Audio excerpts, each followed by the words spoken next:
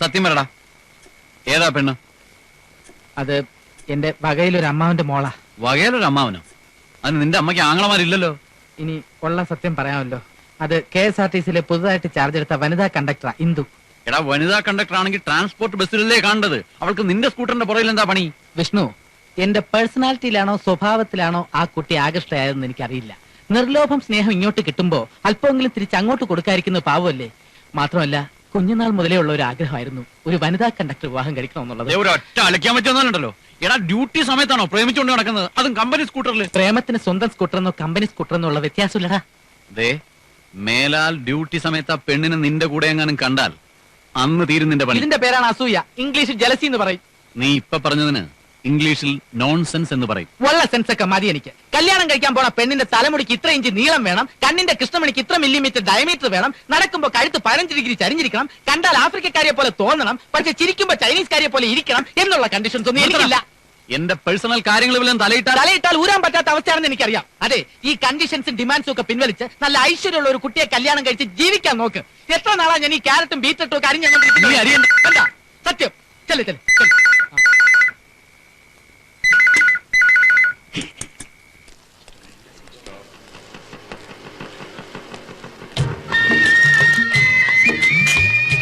കൃഷ്ണൻകുട്ടിയോ? മാഷെന്താ ഇവിടെ? ലതികയ്ക്ക് ഇവിടെ സ്റ്റെനോഗ്രാഫർ ആയിട്ട് ജോലി കിട്ടി. അതെയോ? താനിവിടെ? ഞാനിവിടെ തന്നെയല്ലേ ജോലി ചെയ്യുന്നത്. വലിയ അനുഗ്രഹമായി. പരിചയമുള്ള ആരെങ്കിലും ഉണ്ടാവണേ ഭഗവാനെ എന്ന് ഈശ്വരനോട് പ്രാർത്ഥിച്ചുകൊണ്ടാണ് ഞാൻ വന്നത്. അല്ല, ഞാൻ ഉച്ചവരെ ഓഫീസിലുണ്ടായിരുന്നല്ലോ. നിങ്ങൾ എപ്പോഴാ വന്നത്? ഒന്നും പറയണ്ട എന്റെ കൃഷ്ണൻകുട്ടി. വഴിക്കുള്ള ഈ ട്രാഫിക് ബ്ലോക്ക് കാരണം 4 മണിക്കൂർ വൈകിയ ബസ് ഇവിടെ വന്നു. ഇന്ന് ജോയിൻ ചെയ്യാൻ പറ്റുമെന്നുള്ള കാര്യം സംശയമായിരുന്നു. പക്ഷെ ആ സൂപ്രണ്ട് ഉണ്ടല്ലോ, വളരെ നല്ലൊരു മനുഷ്യൻ. അദ്ദേഹം പറഞ്ഞു ഇന്നത്തെ ഡേറ്റ് ഇട്ട് ജോയിൻ ചെയ്തോളൂ എന്ന്. അല്ലെങ്കിലും ദയാനന്ദ സാർ ആള് വളരെ നല്ലവനാ. റീജിയണൽ മാനേജർ ഇന്ന് ലീവ് ആയത് നിങ്ങളുടെ നല്ല കാലം. അല്ലെങ്കിൽ ലേറ്റ് ആയിട്ട് ജോയിൻ ചെയ്തതിന് ഇന്ന് തന്നെ മെമ്മോ അടിച്ച് കൈ തന്നേന്. ദൈവാധീനം. അല്ല, ഇപ്പൊ ഇനിയിപ്പോ ഇവക്ക് താമസിക്കാനൊരു സൗകര്യം ഉണ്ടാക്കണമല്ലോ. ഒരുമാതിരിയുള്ള എല്ലാ ഹോസ്റ്റലുകളിലും സൂപ്രണ്ട് സാർ വിളിച്ചു ചോദിച്ചു. ഒരു സ്ഥലത്തും വേക്കൻസി ഇല്ല. വഴിയുണ്ടാക്കാം. മേറ്റൻ പുറത്തു പോയിരിക്ക. എപ്പോഴാ വരികയെന്ന് അറിയില്ല. മേറ്റൻ വരാതെ റൂമിന്റെ കാര്യം. മേറ്റൻ സൗകര്യം പോലെ വരട്ടെ. തൽക്കാലം ലതികയെ ഇന്ദുവിന്റെ കൂടെ അക്കോമഡേറ്റ് ചെയ്യൂ. മേറ്റൻ വന്നിട്ട് റൂം ശരിയായി കൊടുത്താൽ മതി. റൂം കിട്ടാൻ ലേറ്റ് ആയാലും 1-2 ദിവസം എന്റെ കൂടെ അഡ്ജസ്റ്റ് ചെയ്യാം. ലതികയ്ക്ക് അതില് ബുദ്ധിമുട്ടൊന്നുമില്ലല്ലോ? അയ്യോ, എനിക്ക് ബുദ്ധിമുട്ടൊന്നുമില്ല. ഇവൾ ആദ്യമായിട്ടാ വീട്ടിൽ നിന്ന് മാറി നിൽക്കുന്നത്. മാഷ് ഒന്നും കൊണ്ടും പേടിക്കണ്ട. ലതികയ്ക്ക് ഇവിടെ യാതൊരു പ്രയാസം ഉണ്ടാവില്ല. ഇന്ദു ഉണ്ടല്ലോ. ഈ കുട്ടി കൃഷ്ണൻകുട്ടിയുടെ ആരാന്നാ പറഞ്ഞേ? അത് എന്റെ വകയിലൊരു അമ്മാവന്റെ മകളാ. അതായത് ഇന്ദുവിന്റെ അമ്മാവന്റെ മകനാ വകയില് ഞാൻ. അപ്പോ ഞാൻ ഇനി നിക്കണ്ടല്ലോ. ഇപ്പൊ പുറപ്പെട്ടാൽ സന്ധ്യക്ക് മുമ്പേ വീട്ടിലെത്താം. ഇത് വച്ചോളൂ. മുറിവാടക കൊടുക്കേണ്ടതല്ലേ? അച്ഛൻ ഇറങ്ങട്ടെ? ബസ് സ്റ്റാൻഡ് വരെ ഞാൻ കൂടെ വരാം. ഓ,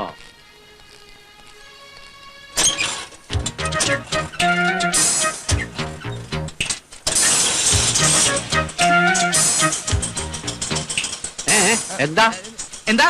അല്ല, ബസിന്റെ ടിക്കറ്റ് വേണമെങ്കിൽ ഇവിടുന്ന് ഫോൺ ചെയ്ത് ബുക്ക് ചെയ്ത് തരാമെന്ന്. KSRTC അല്ലേ? അയ്യോ, അതിനും കൂടെ ആ കുട്ടിയെ ബുദ്ധിമുട്ടിക്കണേ. അതാ ഞാനും പറഞ്ഞോണ്ടിരുന്നത്. ആ, കേറ കേറ.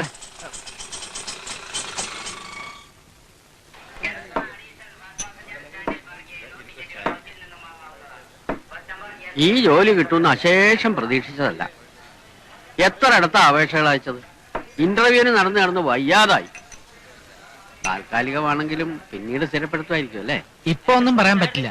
പ്രൈവറ്റ് കമ്പനി അല്ലേ, എല്ലാം മാനേജ്മെന്റിന്റെ കയ്യിലായിരിക്കുന്നത്. പിന്നെ ലതികയുടെ അമ്മയ്ക്ക് അസുഖം എങ്ങനെയുണ്ട്? അവള് പോയി 3 കൊല്ലായി.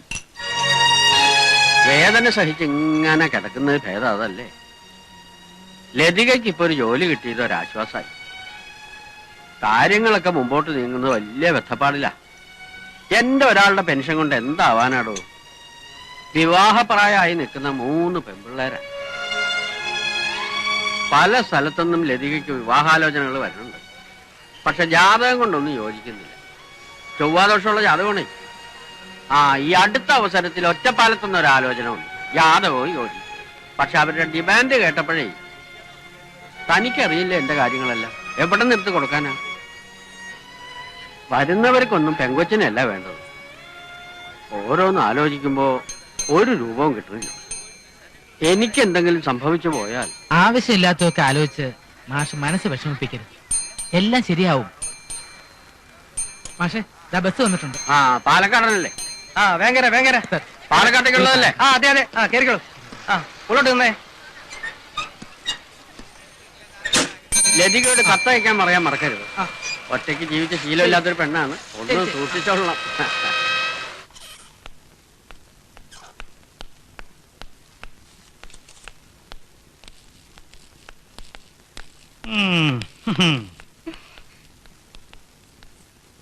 സോറി സർ, ബസ് മാറി കയറിയതുകൊണ്ടാ. എന്നൊക്കെ പറഞ്ഞ എനിക്ക് മനസ്സിലാവും. എനിക്കും സ്ഥിരമായിട്ട് പറ്റാറുള്ള അബദ്ധമാ. പ്രശ്നം അതല്ല, കുട്ടി വന്നില്ലേ എന്ന് റീജിയണൽ മാനേജർ 3ാമത്തെ പ്രാവശ്യം ചോദിച്ചിട്ട് ഇപ്പൊ ഫോൺ താഴെ വെച്ചിട്ടേ ഉള്ളൂ. അയ്യോ, ആ ഇന്നലെ പരിചയപ്പെട്ടില്ലല്ലോ. ഏതായാലും അകത്തി എന്ന് കണ്ട് ഒരു ഗംഭീരൻ സോറി പറഞ്ഞിട്ട് പോയി. അയ്യോ സർ. പേടിക്കണ്ട, ചെല്ല്.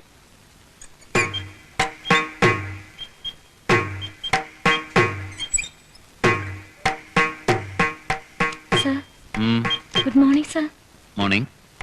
ഇന്നലെ സാറ് ലീവായിരുന്നു. അതിന്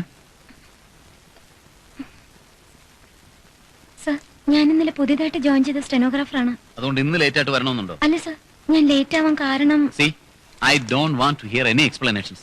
Don't repeat this. ശരി സർ.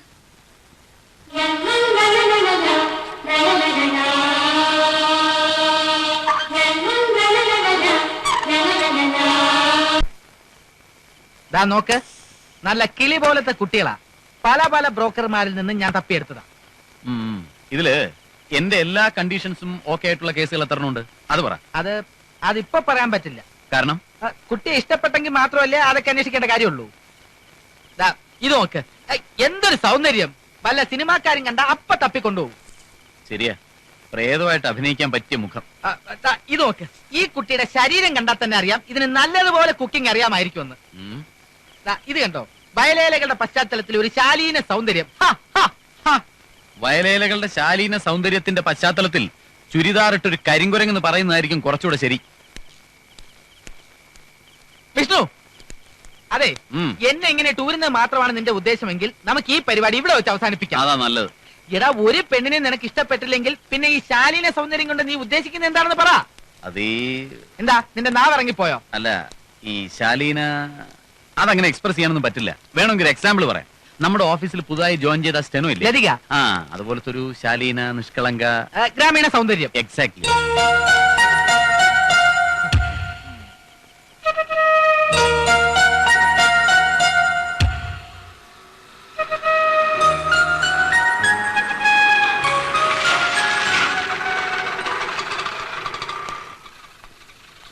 എന്തായി?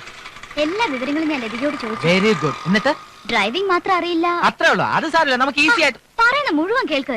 ഡ്രൈവിംഗ് മാത്രം അറിയില്ലായിരിക്കുന്ന ഞാൻ വിചാരിച്ചത്. എന്നാ സംഗതി അങ്ങനെയല്ല. ലതികയ്ക്ക് ഡ്രൈവിംഗ് അറിയില്ല, ഹിന്ദി അറിയില്ല, ക്ലാസിക്കൽ മ്യൂസിക് അറിയില്ല, വെസ്റ്റേൺ ചൈനീസ് കുക്കിങ്ങും അറിയില്ല. പിന്നെ ഞാൻ മനസ്സിലാക്കിയെടുത്തോളം ആ കുട്ടിക്ക് ധൈര്യം എന്ന് പറയുന്നത് 4 അയലത്തൂടി പോയിട്ടില്ല. ഈ വിവാഹം നടക്കുമെന്ന് എനിക്ക് തോന്നുന്നില്ല. വിഷ്ണുവിന് സ്ത്രീധനം ഒരു പ്രശ്നമല്ലാത്തതുകൊണ്ട് ഈ വിവാഹം ശരിയാക്കിയാൽ അത് മാഷിന് വേണ്ടി ചെയ്യാവുന്ന ഏറ്റവും വലിയ ഉപകാരമായിരിക്കും. പിന്നെ ഒരു സമാധാനമുണ്ട്. ലതികയെ പോലൊരു പെൺകുട്ടിയാണ് സങ്കല്പത്തിലുള്ളത് എന്ന് വിഷ്ണു പറഞ്ഞതിന്റെ അർത്ഥം ആ കുട്ടിയെ അവൻ ഇഷ്ടമായി എന്നാണ്. So first condition is okay. ബാക്കി 6 കണ്ടീഷൻസ് അതിപ്പോ കിട്ടിപ്പോയി. ഈ വിവരങ്ങളെല്ലാം ചോദിച്ചറിഞ്ഞത് എന്തിനു വേണ്ടിയാണെന്ന് ലതികയ്ക്ക് അറിയില്ലല്ലോ. പിന്നെ അത്രയ്ക്ക് മണ്ടിയാണോ ഞാൻ? അതിപ്പോ ആരെങ്കിലും സ്വയം സമ്മതിച്ചിരുന്ന കാര്യമാണോ? ഞാൻ പറഞ്ഞു വന്നത് ബാക്കി 6 കണ്ടീഷനുകളും ലതികയ്ക്കുണ്ടെന്ന് നമ്മൾ വരുത്തുന്നു. അതെങ്ങനെ? അതിനൊക്കെ വഴിയുണ്ട്. പക്ഷെ അതിനു മുമ്പ് ഒരു അലിഖിത കണ്ടീഷൻ ഉണ്ടല്ലോ, അത് ഓക്കെ ആണോ എന്നാണ് ഇനി അറിയേണ്ടത്. എന്ത്? ജാതക പൊരുത്തം.